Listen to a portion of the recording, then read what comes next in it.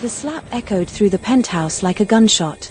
Minute Jun stumbled backward, his hand flying to his burning cheek. Then something impossible happened. Behind his dark glasses, his eyes began to flutter. Light. Shapes. Colors. For the first time in 3 years, he could see. "I can," he gasped, his glasses falling away as he stared at the woman before him. "I can see."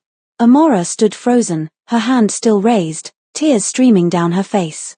She had just slapped Korea's most ruthless mafia boss. And somehow, miraculously, she had given him back his sight. But this miracle would come with a price neither of them expected. Welcome back to the channel, family. Before we dive into this incredible story of love, redemption, and the slap that changed everything, I need you to do 3 things right now. First, smash that subscribe button because we bring you the most captivating Afro-Korean romance stories you won't find anywhere else. Second, hit the like button if you're ready for a story that will have you on the edge of your seat. And third, drop a comment telling me, would you ever slap a mafia boss to save an innocent child? I'm reading all your comments. Now, let's go back to where this impossible love story began. The gunshot echoed through the marble halls of the penthouse. A man collapsed to his knees, clutching his bleeding hand, his screams piercing the cold soul night. Minute Jun sat motionless in his leather chair, dark glasses covering his sightless eyes, a glass of whiskey balanced perfectly in his hand. Please, I have a daughter. She's sick, she needs treatment, the man sobbed. Minute Jun tilted his head, listening to the pathetic sounds with detached curiosity. Your daughter's illness is not my concern. You borrowed 5 million won. You had 3 months. Where is my money? The hospital bills took everything. I just need 1 more week. Tae-young, Minute Jun interrupted, his voice cold as winter frost, break the other hand. Let him understand that time is not a luxury I provide. But Tae-young, a mountain of a man with scars crossing his face, moved forward. The sound of bones cracking made the other guards in the room flinch. Minute Jun didn't even blink. He hadn't blinked in 3 years, not since the attack that stole his sight and, some said, his humanity. Take him to the street, Minute Jun ordered. Make sure everyone in Gangnam knows what happens when you waste my time. And Tae-young, handle his family too. The daughter. Make it painful. Across the city, in a tiny apartment in Itaewon, Amora was counting the money she just received from her nursing shift. 300,000 won. She quickly converted it in her head and smiled. It was enough to send home to Lagos for her brother Chidi's school fees and still have something left for rent. Another night shift. Isabella, her Nigerian roommate, emerged from their shared bedroom, wrapping her bonnet. Girl, you go wound yourself oh. You never sleep. Amora shrugged, exhaustion evident in her eyes. I no get choice. Chidi's final year fees don't increase. Mama say the landlord day worry her too. But you're the one we suppose day live your life. You done forget wedding we run come Korea for? Fresh start, remember? Fresh start. The words tasted bitter. Amora's mind flashed to that night in Lagos, her father's blood on the compound floor, the powerful men who killed him walking free because they had money and connections. She'd become a nurse to save lives because she couldn't save his. She'd come to Seoul to escape the ghosts, but they followed her everywhere. Her phone rang. The hospital. Miss Amora? This is Director Park. We have an urgent VIP case. Private home care. The pay is triple your normal rate, but I must warn you, this client is extremely difficult. 15 nurses have quit in 3 months. Triple rate? Amora's heart jumped. That would change everything. I'll take it, she said without hesitation. The next evening, Amora stood before the massive penthouse in Gangnam, her worn nursing bag feeling inadequate against the opulence. The door opened automatically, and Tae-young's imposing figure blocked the entrance. You're the new nurse. He looked her up and down with barely disguised contempt. Yes, sir. Amora Okafor. Listen carefully. Don't ask questions. Don't touch anything unless ordered. Don't speak unless spoken to. The boss doesn't like noise, doesn't like incompetence, and definitely doesn't like people who waste his time. He led her through rooms that felt more like a luxury prison than a home. Everything was precisely placed, clinical, cold. Finally, they reached a dimly lit study where Minute Jun sat behind a desk, his back to them. Boss, the new nurse is here. Minute Jun swiveled his chair slowly.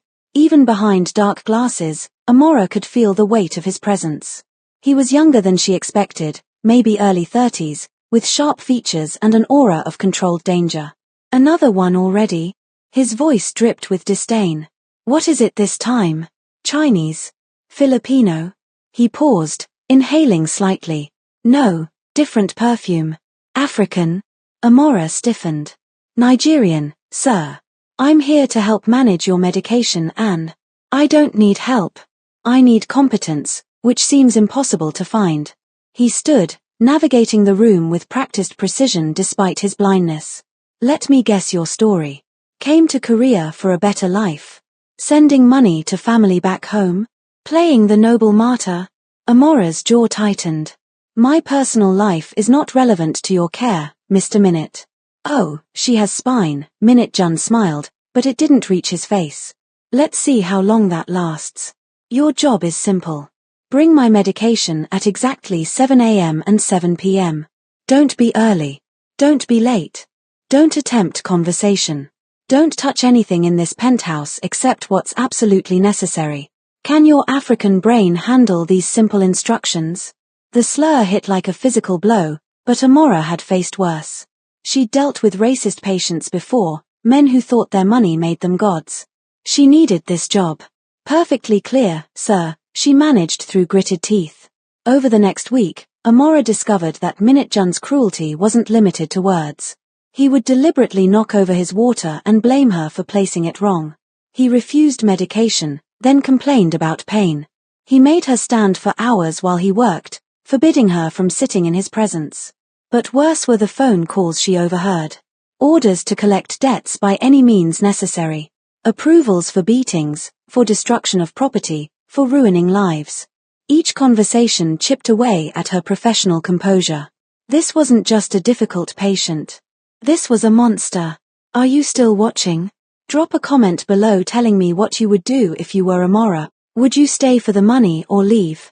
And if you're enjoying this story, smash that like button. Now, let's get to the moment that changes everything. On the 8th day, Amora arrived for the evening medication to find Minute Jun on the phone with Taeyang. I don't care about excuses, Minute Jun said coldly. You found the man who owed us, yes? And his daughter. Amora's blood froze. She remembered the man from her hospital, the one with the sick little girl who needed heart surgery. Good, Minute Jun continued. Burn their house tonight. Make sure the girl watches. I want the father to understand that his debt costs more than money. It costs everything. The medication tray slipped from Amora's trembling hands, crashing to the marble floor. Minute Jun's head snapped toward the sound. How long have you been standing there? You can't do that, Amora whispered. Excuse me? That man, his daughter, I know them from the hospital. She's 8 years old. She has a heart condition. You can't. I can't. Minute Jun stood, his voice dangerously quiet. Did you just tell me what I can and cannot do? She's a child. An innocent child. What kind of devil are you? The kind who doesn't tolerate theft or eavesdropping nurses who forget their place. His hand swept across the desk, sending papers and objects flying. You know nothing about my world, about what's required to survive, to maintain order. Order. Amora's voice rose, years of suppressed rage bubbling to the surface. You call terrorizing a sick child order? You're not maintaining anything. You're just a bully with money and power, hiding behind darkness because you're too coward to face the light. Get out. Minute Jun roared, advancing toward her voice. You're fired. Get out before I have Taeyang throw you out. You know what your problem is. Amora found herself shouting back, all professionalism abandoned. You think because you can't see, you don't have to see. You're blind, yes, but not because of your eyes. You're blind because you choose to be, blind to suffering, to compassion, to the humanity in people around you. I said get out. He grabbed for her, likely to shove her toward the door, but Amora's hand moved on instinct. The slap echoed through the penthouse like a thunderclap. For 3 seconds, the world stopped. Then Minute Jun stumbled backward, his hand flying to his face. And something impossible happened. Behind his dark glasses, his eyes began to flutter. Light poured in for the first time in 3 years, sharp and painful and overwhelming. Shapes. Colors. Movement. He saw her. Amora stood there, tears streaming down her brown face, her chest heaving with emotion, her eyes filled not with fear but with a devastating mixture of anger and disappointment and something else he couldn't name. She was beautiful and terrible and so alive it hurt to look at. Then the pain hit. Blinding, searing agony as his brain struggled to process visual input after years of darkness. Minute Jun collapsed, glasses falling away, revealing eyes that were open and seeing and full of confusion. I can. He gasped, staring at his own hands like they were alien objects. I can see. Amora rushed forward instinctively, her nurse training overriding everything. Don't move. Your brain is in shock. Taeyang. Taeyang. The penthouse erupted into chaos. Taeyang burst in, saw his boss on the ground with open eyes, and froze. Within minutes, Dr. Yoon arrived, examining Minute Jun with shaking hands. This is medically improbable, the doctor muttered, shining lights into Minute Jun's responsive pupils. The damage from the attack was severe, yes, but we always suspected a psychosomatic component. Trauma-induced blindness overlaying the physical injury. But for it to reverse so suddenly, what triggered it? Taeyang demanded. Everyone's eyes turned to Amora, who stood in the corner, still trembling. She slapped him, Taeyang said slowly, pieces falling together. The African nurse slapped the boss, and now he can see. Dr. Yoon adjusted his glasses. Shock therapy, in a way. The sudden trauma, the emotional intensity, it could have broken through the psychological barrier.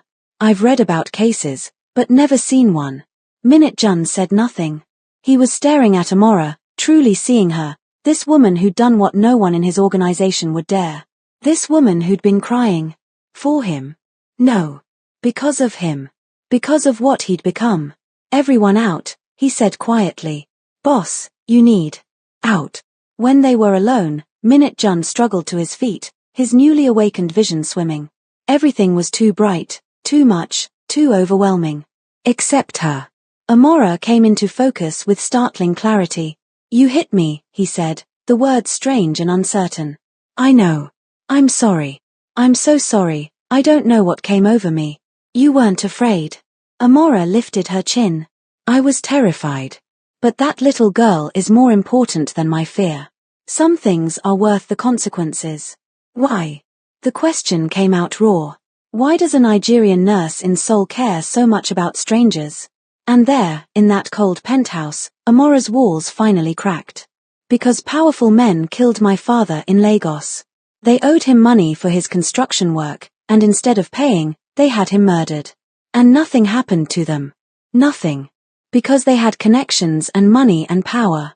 I watched my mother scream over his body, watched the police do nothing, watched those men walk free. Her voice broke. I became a nurse because I couldn't save him. Because I needed to save someone. And I came to Korea to escape the ghosts, to start over. But I see men like you, men who use power to destroy instead of build, and I can't stay silent. I won't. Even if it costs me everything. Minute Jun felt something crack inside his chest, a sensation as shocking as regaining his sight. When was the last time someone had been honest with him? When was the last time someone had seen him as anything but a source of fear or money? I was 10, he heard himself say, when my uncle brought me into this life. My parents died drowning in debt. Uncle Kang said the only way to never be powerless was to be feared. To be ruthless.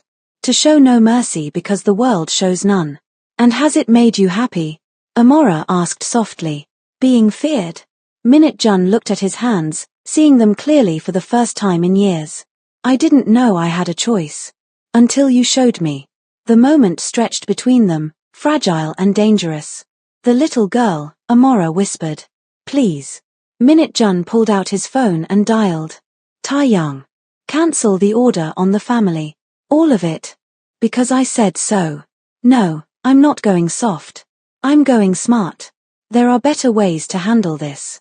Find the father a job in one of our legitimate businesses. Pay for the girl's surgery. Anonymous donation. When he hung up, Amora was staring at him with something like wonder. Why? She asked. Because maybe I'm tired of being blind. What happens next will shock you. But first, if you've made it this far, you're clearly hooked on this story. Do me a favor and hit that like button, and comment below what you think Minute Jun should do next.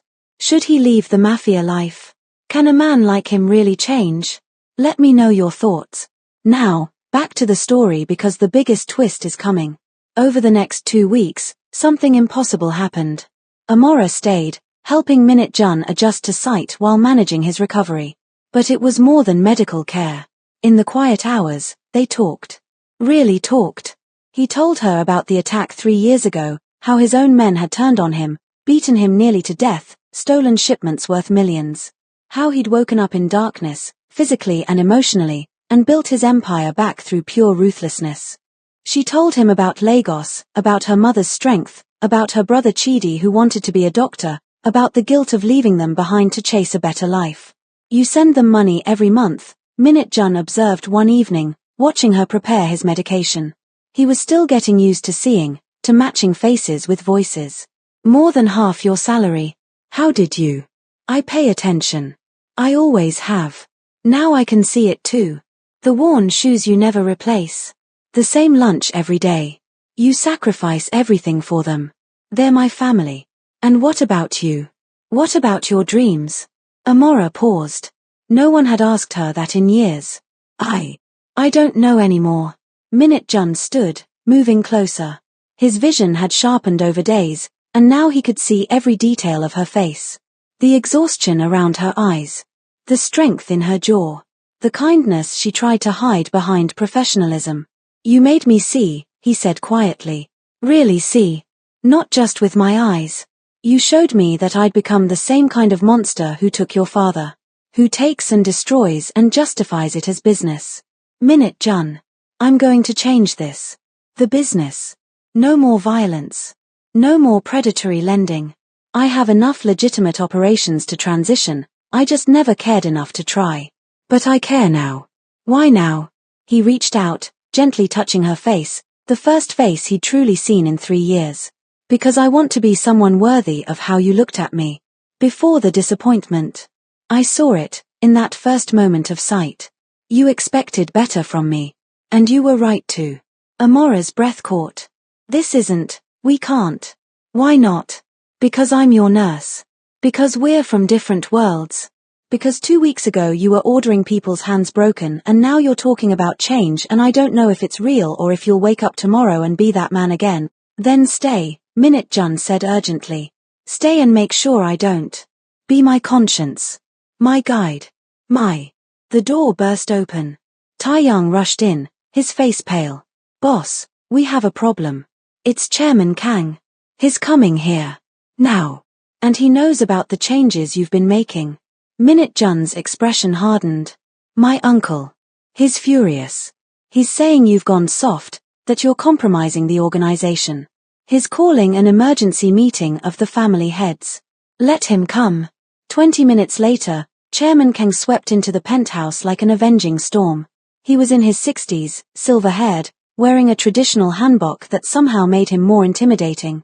His eyes swept the room and landed on Amora with pure disgust. So it's true, he said in Korean, then switched to accented English. My nephew can see again. And the first thing he sees is this African woman, and suddenly he forgets everything I taught him. Uncle, Minute Jun stepped forward, his voice respectful but firm. Things are changing.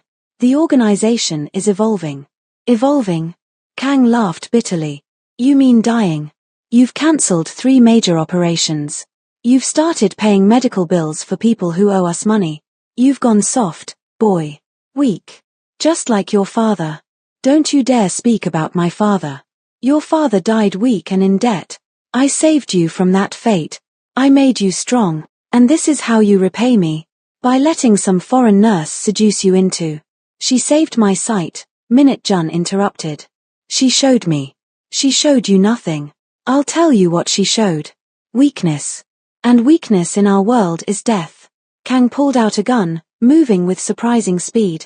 You were better off blind. At least then you had vision. The gun pointed at Minute Jun, but Amora moved faster, stepping between them. Stop, she shouted. No more violence. No more blood. Can't you see what this life has cost both of you? Move, girl, Kang growled. No. I said move. Uncle, put the gun down. Minute Jun's voice was deadly calm. You shoot her, you shoot me. And you know what happens then. Tai Young is loyal to me, not you. The organization fractures. Everything we built collapses. Better collapsed than corrupted. But Kang's hand wavered. You want to know the truth? Minute Jun continued, pieces falling into place in his mind. The attack 3 years ago. The one that took my sight. It never made sense. My own men turning on me, but only certain ones. The timing. The precision. Kang's face twitched. It was you, Minute Jun breathed. You ordered it. You made me blind. I made you focused. Kang roared. You were going soft even then, talking about legitimate business, about getting out. I needed you dependent, controlled, angry enough to be the weapon this family requires. The betrayal hit Minute Jun like a physical blow. His own uncle. His own blood. You took my sight because I wanted peace. I took your sight so you could truly see what matters. Power, control, fear. And it worked. You became the most ruthless boss in Seoul. Until her. He swung the gun toward Amora. Time slowed.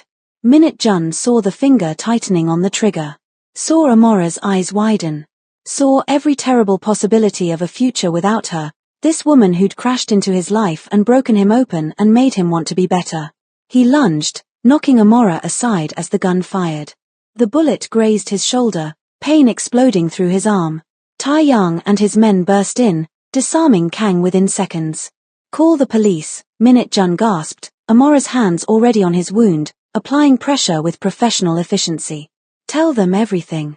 I'm done protecting family that treats me like a weapon.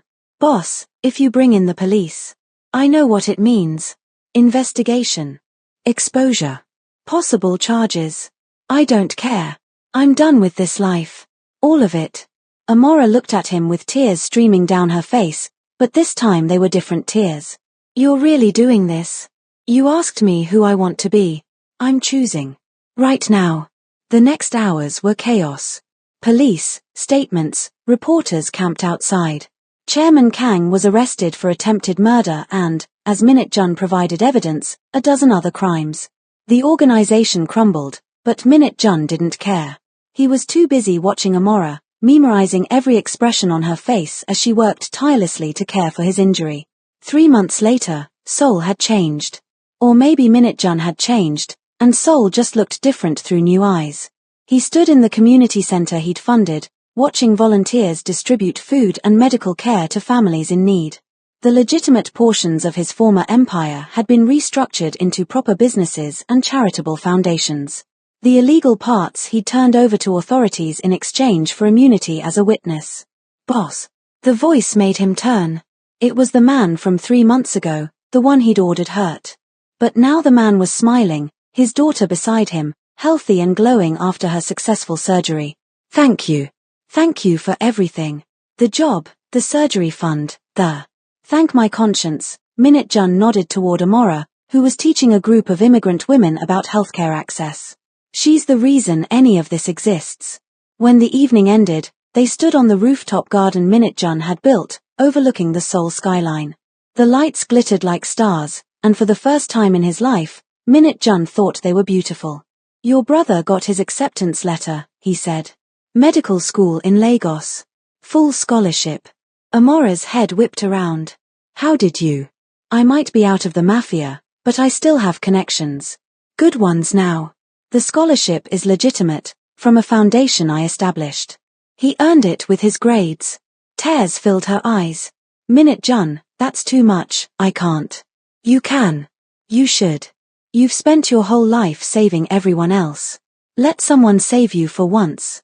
You already did, she whispered. You changed.